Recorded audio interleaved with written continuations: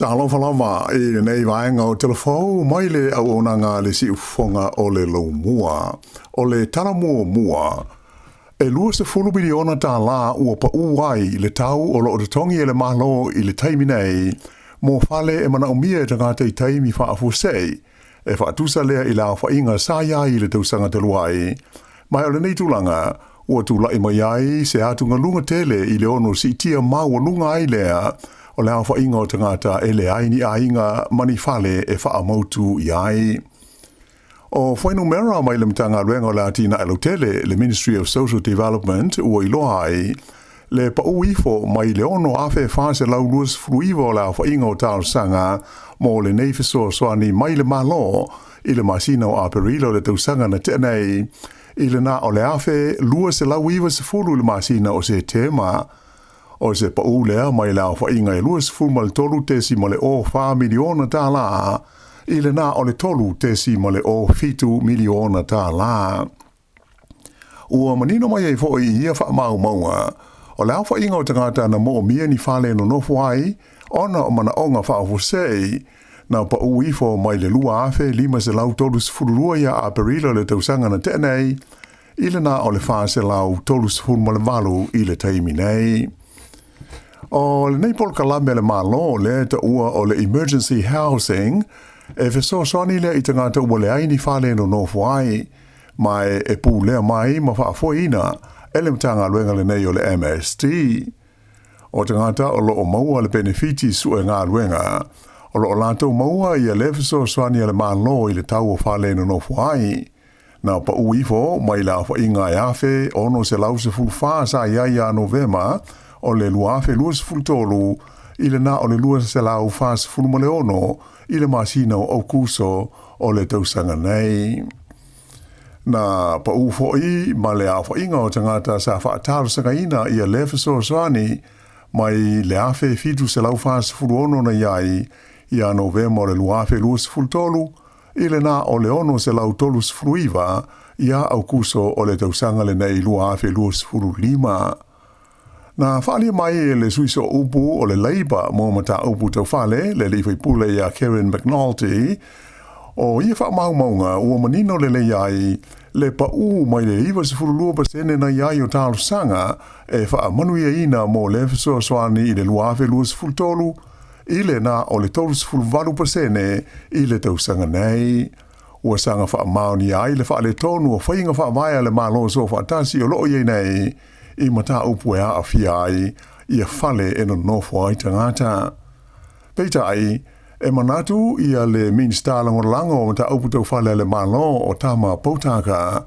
e whape o le fiso soani nei i lalo le pol kalame o le emergency housing ale malo, o se mea muni la vale de tau na suru whai i ai tangata, e mana o mia se fiso soani i lea vaenga. E lima tesi ma le toru pasene ua si iti ai le au whainga o tangata i le aini ngā ruenga i le tonu o New Zealand le teimi nei. O se fua o pito i mau runga lea mo se teimi umi ua mawai atu. O le mafu anga au tu o na ua telepis nisi ua le o toe whainga ruenga ina i ani tangata whainga ruenga fau, ona o le tu langa wha le tonu o loo i aile tamau a inga o le tunu. O wha maunga mai le mtanga ruenga o whainu mera wha maumauina, na iloa haile si itia lea i le lima tesi toru pasene lea wha i o tangata ua le aini ngā ruenga i do tonu o le toru masina lea na wha uma ia se tema. E wha atusa i le lima tesi ma le lua pasene sa iai i leisi toru masina na mua atu o le tausanga. Sa hatangia fo i ia wha maumaunga, le wha awau peo na si ia e o la wha inga o tangata ua le aini ngā ruenga, ona onisi tangata ua wha malo lo ma vaea mai ngā ruenga na iai, ae si ia e fo i la wha inga o tangata e tau na wha i ngā ruenga, e ui i nā alu i lalo la wha inga o tangata e malanga mai whafo. O lea wha inga ato lava o tangata ua leini ngā ruenga e tusa o wha maunga nei, e se lau ono se fulu afe, o se a wha inga o pito i mau lunga lea, taru mai le tausanga e tasi iwa wha. A o lea whai o tangata ua atoa ia le tausanga e le o whai ngā luenga e lua se fulu lua afe fitu se lau ia pe o le se fulu wha ma le awha pasene.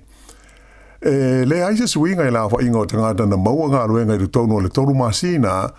fa asino i ai fa maunga nei pe a fa tu sa ele kuata mo atu ai sa fa mawina le se furuma le valuafe la fa i ngā ruenga na fa muta le i toi fa awa wina i te tonu o le se furulua masina ua tua na i tu nei. O i tu malo o pito i maua runga ai la fa i tangata i leini ngā ruenga o Northland, Aukilani, Male, Waikato. Ua toi wha manatu mai e le matanga luenga o tangata Pasifika i le mamaru o le tunu o le vai aso le nei o lo wha apitoa mo tui pui pui o le mai o le misela. Mai o se avano le lei lea mo tangata uma e siaki na ai pe ua uma o na whai o la tui pui pui ai wha pe fo i male a inga atoa e mai se lava o whanau la iti. O le nei tui pui pui e le aise tau mo tangata uma e lalo ifo le sifuruma le vanu tau sanga le mātua a tau fo i malato ua nga waa mo ia pui pui nga wha ale so i fua mā lolo ina. O le tui pui pui le nei e ta ua o le MMR e pui pui ai ta maiti ma tangata uma mai wha mai e awhi ai le misela o le mumps wha pe ai ma le rubella. E ta tau na lua e le a whai o tui e whaia ina ia mauti noa ua saunga le mu ma malu pui pui le tangata mai ia wha mai PPC. E le mana o mia ni appointments mo le siakina o tui pui pui e clinics ia o lo wha ngā solo nei i 2SS o New Zealand i le nei vai aso a toa. O lo asia si mai i New Zealand i le vai aso nei le min stau wha atawa inga le malo o initia mo ni tala noa ngā lo ia ma le malo New Zealand mai e little tununga o le li pāle mia ia Christopher Larkson e le tau o na whaamautu wina se whenga i ngālo ia tau he whaatau inga i le wā leo New Zealand ma India a o le i uma le paia inga o loo iei nei a le pāle mene. O le teimi mumua le ua malanga mai iai i New Zealand nei le minstale nei o he whaatau inga India o le li ingoa ia Piyush Goyal mo leisi vaenga o talanoa ngalo ia i le vā ma le minstau he whaatau inga New Zealand ia Todd McClay. Ai e le ngata ia McClay, ai sa whaila ia tu foi i Aukilani la so ana nafi ia le pālemia ia Christopher Larkson i le minstale nei mai i le malo o initia. Ta ua mai e Larkson e ta ua tele leo o mai i New Zealand o le li minsta mo le whaawa wina o lona whao talanoa ngalo ia i le vāo tunu o lua e winga le i se whenga inga tau whi whaataua inga i lo la vā. A o loma le pālota tele a New Zealand taluai sa fola le pātia le National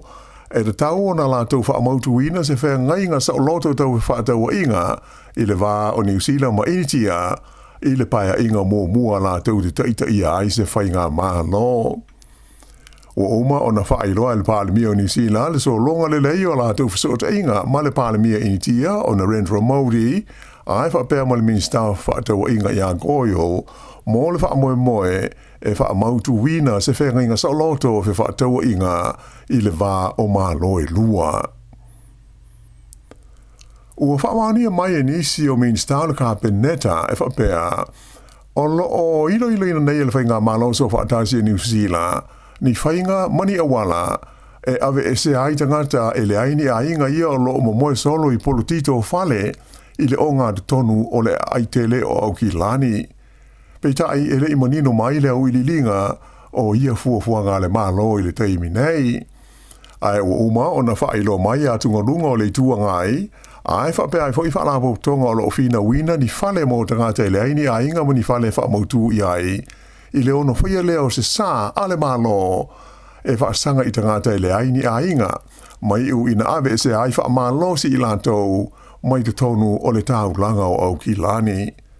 E ta ofi i lantou nei o le a tili ai o na le aise whasorosani mo i e tangata pe awhai o le a whaasao na toi maua i lantou i te tonu o le o ngā te tonu o le tau langa i Aukilani ai e le aini whale ave i ai i lantou.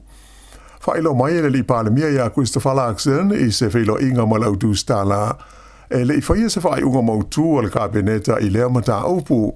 ai o lo wha ngā solo i le teimi nei ni talanoanga mo le fia whaale leia o le o ngā tonu o le aitele o Aukilani.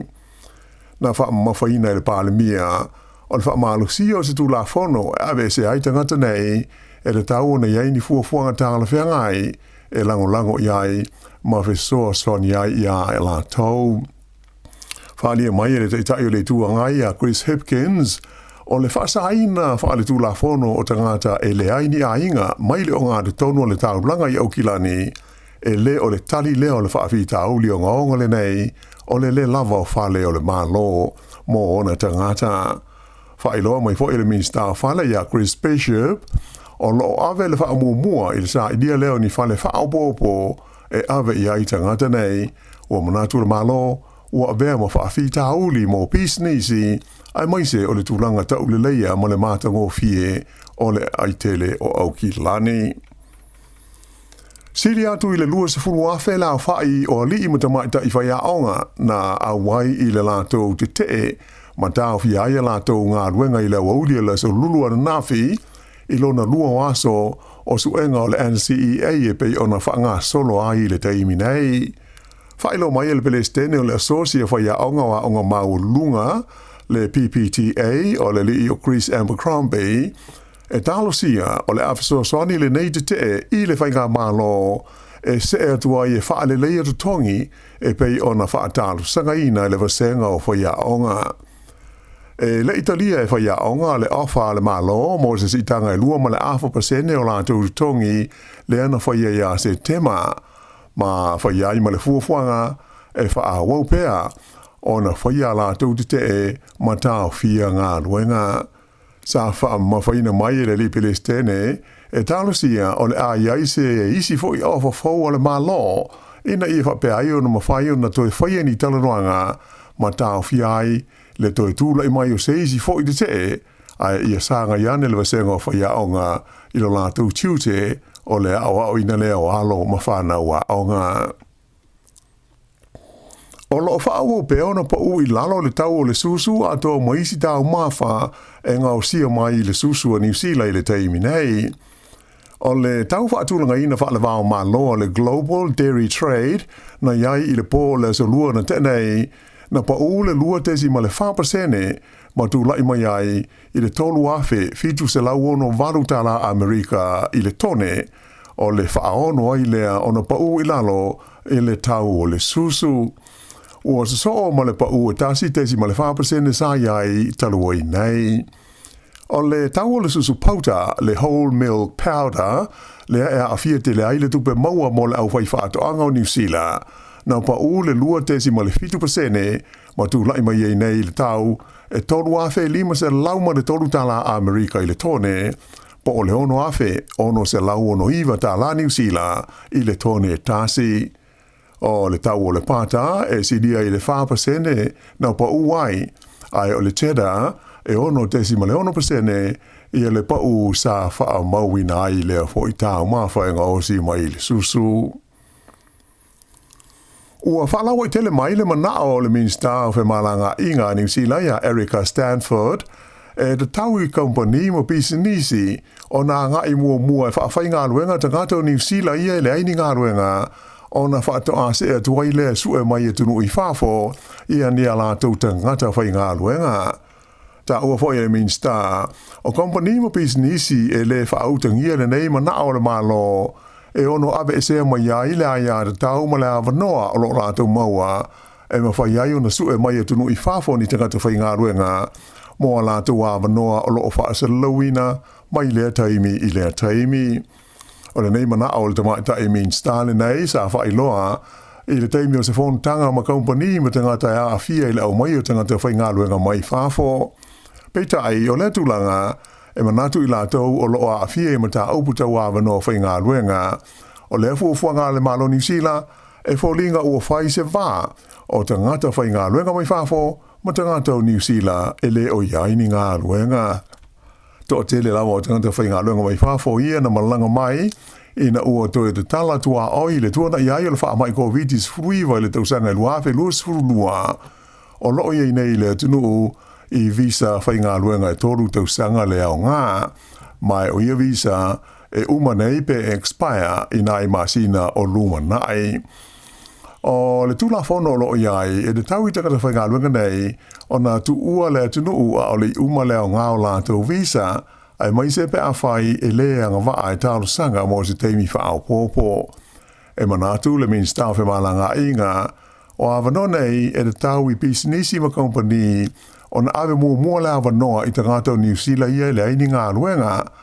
ai le i o le teimi a ngā i atua i atu nui whafo e sue mai ai ni tangata e whaatu muina i a wanoa. O leo ua wha i loa mai ele minsta le soi fua malanoina o mahu whau tangata le mental health minister ia se wha opoponga o vai ngā tupe wha nganga ale malo mo ngā luenga whai mo au nanga mo mia i taimi o wha lave maftianga o ngaonga e tūla i mai i lumanai. Ta ua le minsta le nei e whea ngai malem ta ngā luenga o Matt Tuzi e ono sfutasi te si male ono miliona Tala ia se vai ngā tupe ua fua le whai ngā malo e whaanu i ngā ruenga nei i tonu o le whātau sanga o lumanai. Nei e tā ua o le anganga ma le wha moe au tū ua whaawai na ini pol kalame fisosani mo mana onga whaapitoa i teimi a awhi aitangata ini whaafi tāhuli wha le māwho whau. Ina ia wawe ai ma le lei le whaatino ina o ngā ruenga fisosani mo ia tangata i le lumanai. O le asi ti ai ma i le ono i le maru la whainga o dino whanga whaapitoa lava e whaatino ina ia i tu ainga o au nanga i tu SSE o New Zealand. O le vai ngā tupe fo i o whaatauina le malo, o le a hauwhi ai ma le fitu tesi ma le tasi miliona Tala e mo o mia le tausanga e whai ai tu tongi o tangata whainga runga whaau popo e whaase fulu o le a wha moe e ngālu lue ai. E lako ina le nei fofuanga le malo e le suiso upo le Labour o le tamata i whaipule ia Engrid Leary ai me taina i e whasilingi e le taimi ma le whaasolonga o lo whaatula i mai e whaatino i nā i e fuafuanga e manatu o ia ua tuwai tele mai o lea whaatoa whaailoa mai i e fuafuanga e na ua whaalawa i tele mai se li poti o lo o matua whaai tio i nā i le malo ona o le whaale tonu le tūlanga o au nanga mō tangata e a awhia i ngase o le mafau whau i te tonu o le atunu u a toa. I tālonga, i kirikiti whaale vāo malo, ua manu malo le au si mai le West Indies, i le tālonga whaitawina mua i le vāma le Black Caps a New Zealand. O lo o ta amino mai i New Zealand le teimi nei, le aule nei mai le West Indies, e a mai o le lātou tālonga mua lena whaiana po i le malai o le Eden Park. E se Lauano fulfa i ai o le West Indies sa tuli e New Zealand ai na umana tu pe se fulu ai o lo o te toe ai fitu i ma ua manu malo ai le aule nei mai le West Indies e lima ta alonga o le series le nei le vao New Zealand ma le aule nei i ta alonga nei e ta ilua se fulu ova mai o lona lua ta alonga o a whaia le whiawhiana nei i le malaila vale le Eden Park mai mwhaia na sila mai mo iai i le TV tasi. O le whai unga le nāle nei vaenga o telefou